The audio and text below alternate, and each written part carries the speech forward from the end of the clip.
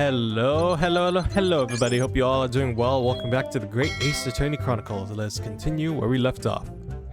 Oh yes, I see it here. Delayed onset of symptoms. Great. The victim would have been perfectly able to lock the door after his guests left. The argument still stands. I feel like I ended at such an awkward place last time. The argument still stands, you say? This is what Mr. Natsume has been saying, isn't it? The pair of them drank tea together that night, so if there was poison in it, the victim wouldn't have been able to lock the door after the accused left later on. Exactly. Me and my tea are innocent. Sweet and innocent, I tell you. I'm afraid, sir, that doesn't follow. You see, Stirshine is a slow-acting poison. In other words, it takes time for symptoms to appear. So you could have left the room up to 30 minutes after the victim drank the tea. And as long as you did that, Mr. SHAMSPEARE could have locked the door after you'd gone. But no! We drank the tea straight away. The battle over whether Romeo and Juliet was stronger. That came after the tea. Do you have any evidence to support that statement? In my great homeland, the Empire of Japan, we have a saying. Drink tea while it's hot. Sure, a proverb will satisfy the prosecution. I'm afraid there is no conclusive proof to support the defendant's assertion. On the contrary, there are sufficient grounds to infer his guilt in this matter. No. That's the extent of the testimony, is it? If I could voice a personal opinion, Mr. Naruto. Of course, go ahead. Mr. Natsume is arguing for his innocence so adamantly and so persistently, yet Inspector Gregson just brushes what he says aside. It's really quite infuriating. I agree. So we need to find an inconsistency in what the inspector is saying, I think. I'm afraid so. As things stand, the jurors are sure to find Mr. Natsume guilty. As I see it, what we need to focus on is the poison and the tea. Let's listen carefully to the testimony again. Yes. Alright, seems like we gotta present something now. But it seems like they're hinting at, specifically, Gregson. Let's see, it takes some time to have an effect on the body. People kneel over immediately after taking it. Immediately. What can I present? Let's see. I mean, this suggests that he did not drink it immediately.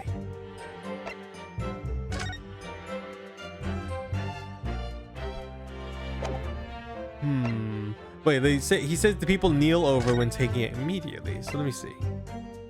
I mean, the photo shows that he didn't kneel over immediately. If they actually did their re-performance. I might have to just try and guess. Let me do a quick save, because I don't remember when I saved per se. Alright, we'll just do that one save there. And then we'll try... Well, let me look at his other statement. The victim would have perfectly been able to lock... Okay, I don't think there's anything that can go against that. But maybe... Oh wait, no, it says people don't kneel over after taking it. I don't know, I'll present the pair of teacups and let's see what happens. Objection! My lord, there are clearly grounds for being suspicious of that statement. Nope, clearly not. Alright, well, that was a wrong one. Alright, I don't mind losing one of those. But I'm pretty sure it's a statement somewhere. I just don't know for sure. Let's see. Take some time to have an effect on the body. People don't kneel over immediately after taking it.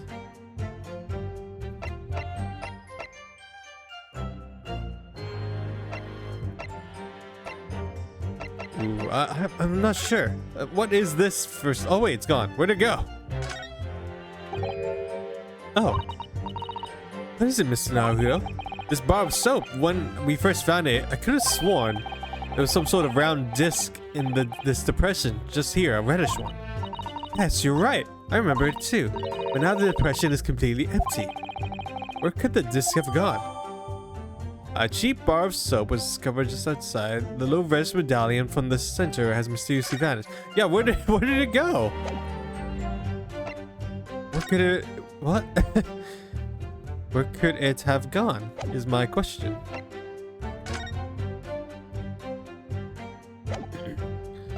Well, I'm a bit stumped on this, to be quite honest. Let's see. My tip is completely harmless. Either had blah blah blah. Oops. Ah, gosh, I accidentally skipped over the last one. Let me see. But yeah, they're definitely hinting at that. It has to be the inspector. There's something in the poison and the tea, so I'm not making a connection where I need to.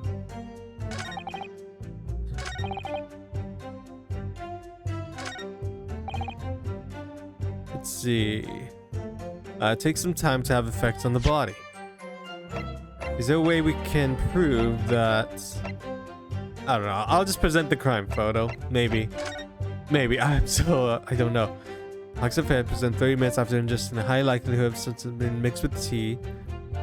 I mean, this was just all a guess, isn't it? I'll just have to try and present that photo. Nope. Yeah, I'm already stumped, unfortunately. Normally, I don't get this stumped so early on.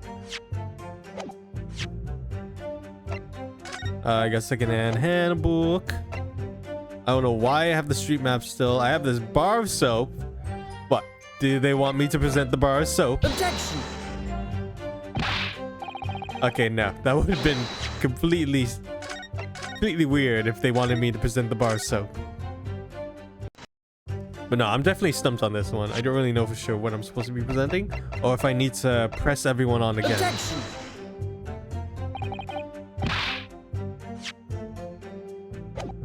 Is that the same thing he said?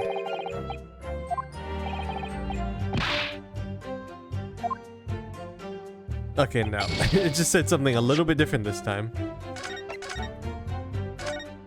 Alright, maybe I'm gonna have to press him again, because there were I remember that one time where we pressed... where we had to press someone a second time to get a reaction from someone else.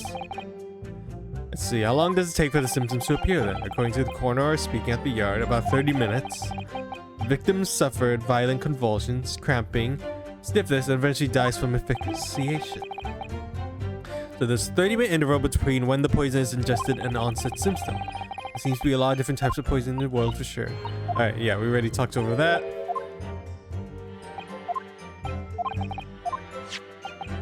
Let's see, I have a medical report. Spells it out, blah blah blah. Okay, maybe it's something not with this statement. Let me check over the medical report. Just a small quantity of stearin, 9. Blah, I don't know how to say that word. Toxic effects present 30 minutes after ingestion. High likelihood of the substance having been mixed with the tea. The victim was drinking, but no sample could be obtained for testing. Poisoning incident occurred at around 1:30 a.m. on 21st February. No container for the poison was found at the scene. Aw, I skipped it by accident again. But yeah, this is like going way over my head. So it has to be something with the last statement then, right? The victim would have been perfectly able to lock the door after his guests left. The argument still stands.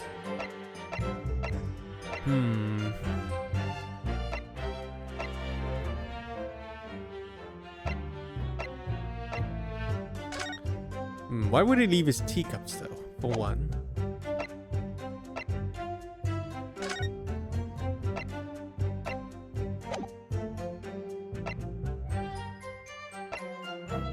I mean, how long was the debate going on for? That's the question. I'm just gonna start guessing because I have completely no idea. Objection! The argument still stands, you say? I think not, Inspector. Come again? I think you'll find that you overlooked a very significant chronological inconsistency here. A chrono? What are you on about? According to this report, the victim must have consumed the poison at around 1:30 in the morning. And yet, the defendant, Mr. Natsume, left the victim's room at 11. Oh! I completely missed when he left the room. Yes, that's right. There's more than 2 hours of missing time there. In other words, if there was poison in the tea that Mr. Natsume brought to the victim's room, how could the victim have fallen ill to it 2.5 full hours after the defendant left? What was that? Instinct. The defense argument is entirely reasonable. How do you respond, Lord Van Zeeks? I mean, the simple answer really is the teacups. One of them has a stain. That means he drank it later. Unfortunately.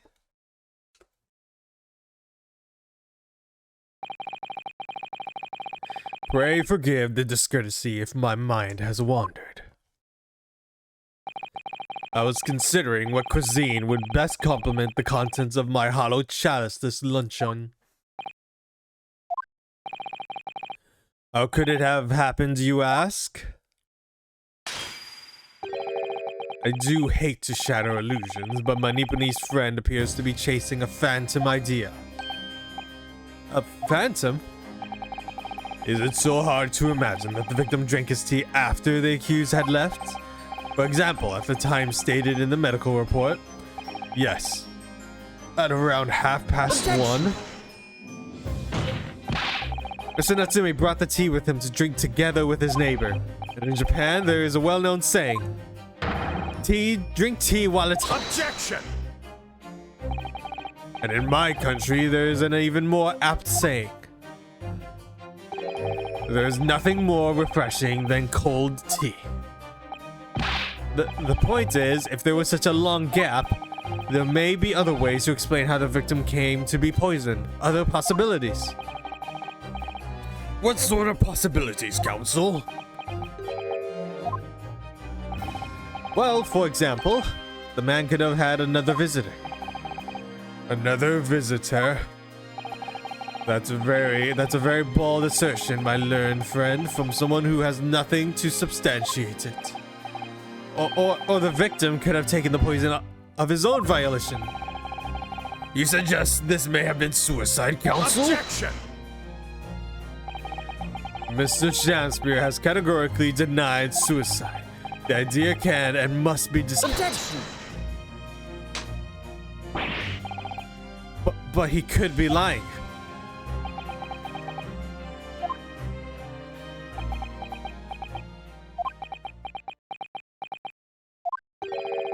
Is something wrong, Lord Van Zeeks?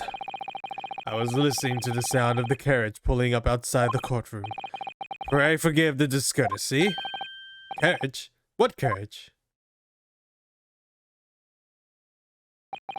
It would seem that the key player in this case had just arrived. The victim himself.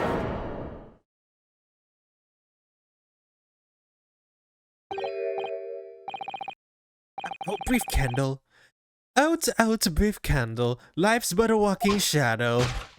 Yep, there he is. A poor player that struts and frets, his hour upon the stage and then is heard no more.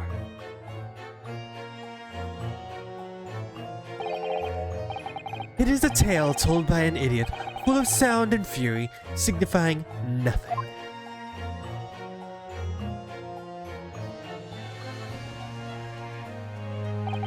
Who, sir, are you? William SHAMSPEARE, my lord. Alas, 'twas I, undone by these bitter events. I am the victim. What is he doing here?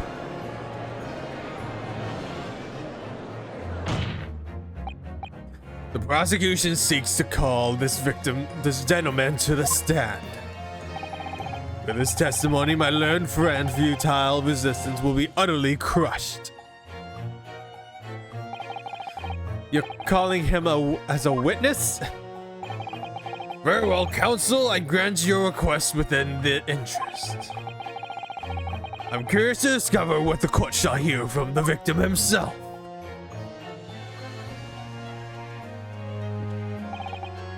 Happy am I, SHAMSPEARE, to regale thee with my tale of woe, my lord. But I still have my own tale to tell. My own tale of wars and worse woes. I can regale the court with the tale of my perfect innocence and perfect English. That will do, Mr. Natsume. Let the court now hear the victim.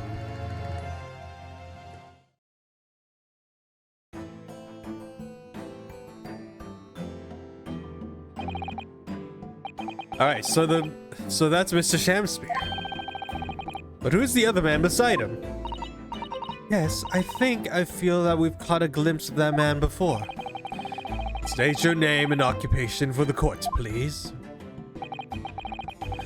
A writer of words so sweet, they do scent the breeze, an inventor of ideas so profound, they compose the earth. The unrivaled poets, the unmatched scribe, William Shakespeare. Were the great bard to be recalled to life anew, lo, what a magnificent man.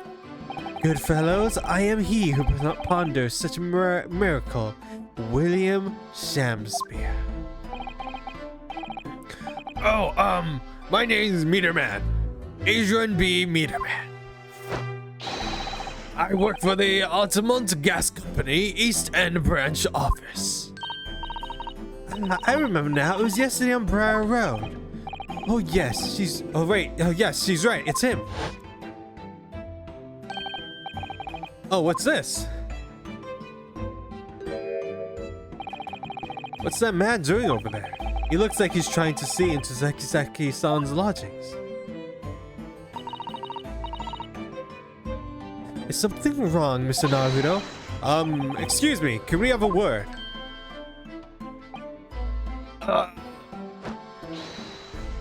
And he's gone.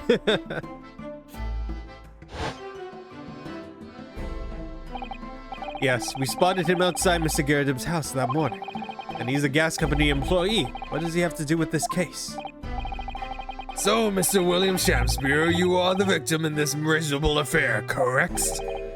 Oh heavens, oh hell, do you command me to remember the sweet poison that dissed across me and across my innocent lips? I subpoena him for the trial, with his doctor's permission, naturally. Hearing his testimony of the aggrieved will remove any room for doubt from the jurors' minds, I'm sure.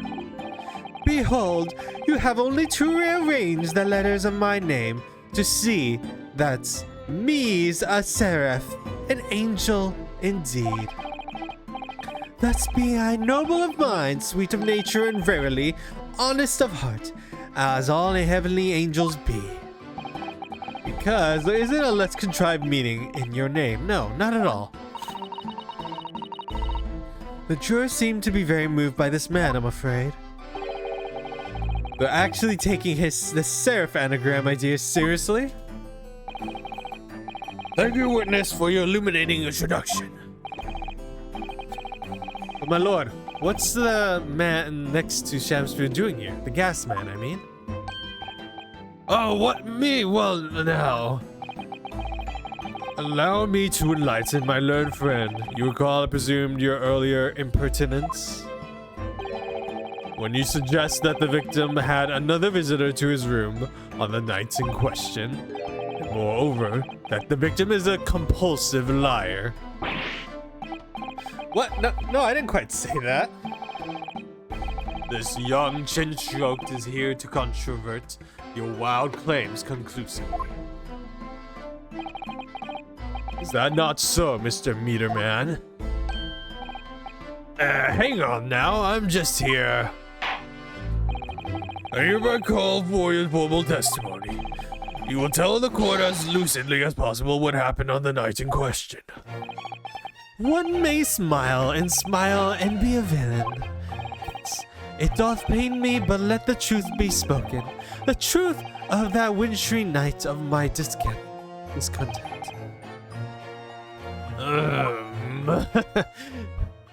Guy's a huge chin. The wintry night of my discontent. The snow lay about. My neighbor did cometh in the evening, bearing a gift of tea. But merry, bitter was his drink, and when he left, I did fall prostrate on my table. 'Twas the tea alone did pass my lips that late hour, naught else. I was outside this bloke's window in the freezing cold all night, keeping an eye on his room. No one else visited his room but the short, little, round-backed Eastern fella. Why was he watching through the window? Wait, what did you say? You were keeping an eye on SHAMSPEARE's room all night? That's right. Of course, the bloke's window is all blocked up, isn't it? But there's a little gap in the bricks where you can see into the room. So I spent the night trying to keep my teeth from chattering as I peered in through that. The question is, sir, why? Well now, that's because he's on my list. What a piece of work is a man, wherefore wouldst thou not stare in wonderment? What are you talking about? This buzzy busybody hath not part in this play. I pray thee, pay him no heed. Make no more ado about his tedious words. What do you say about me? Arm yourself. This court is concerned with what happened on the night in question. Nothing more. Indeed, that is so. And as the testimony we have just heard clearly reveals, there was no one other than the accused present at the time who could have carried out this crime.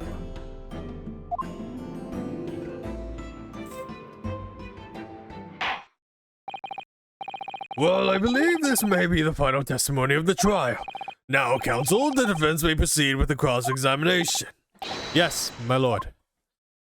Ooh, gotta find some definite contradiction here. The wintry night of my discontent. The snow lay about, my neighbor did cometh in the evening, bearing a gift of tea. Hold it! To be clear, by neighbor, you are referring to the defendant Mr. Natsume. Oh, indeed, sire. Perchance thou wouldst call him the man from upstairs. And at what time did the mustached Nipponese visit you in the room? Our meeting was promised for the hour of 9, and lo did he come to tender a gift of fragrant tea. Details which are in accordance with the defendant's own testimony, yes. And we were broiled in such a literary debate as history hath not seen before. By which I presume he means their discussion about who was stronger, Romeo or Juliet. I, SHAMSPEARE, did play the part of young Romeo, whilst my neighbor played the fair Juliet. Each of us dressed as would our characters be, to bring weights upon our merry experiments. I dare not imagine the scene. Frailty, thy name is woman. Canst thou imagine how dismayed I was? Yes, I had heard of the Eastern art of Jiu-Jitsu, but ne'er did I dream 'twould be a skill practiced by the commonly maiden. Juliet beat Romeo up. This is not helping our case. I believe the court would hear it enough. The court heard enough about your earth-shattering literary debates. Perhaps you could reiterate your statement about the tea that the accused brought to your room. My liege, I am thy servant. Gladly I would do thy bidding. Oh, man. I think we're just gonna end this part here now. So, thank you all so much for watching. Remember to like, comment, share, subscribe, and until then, I will see you all later. Goodbye.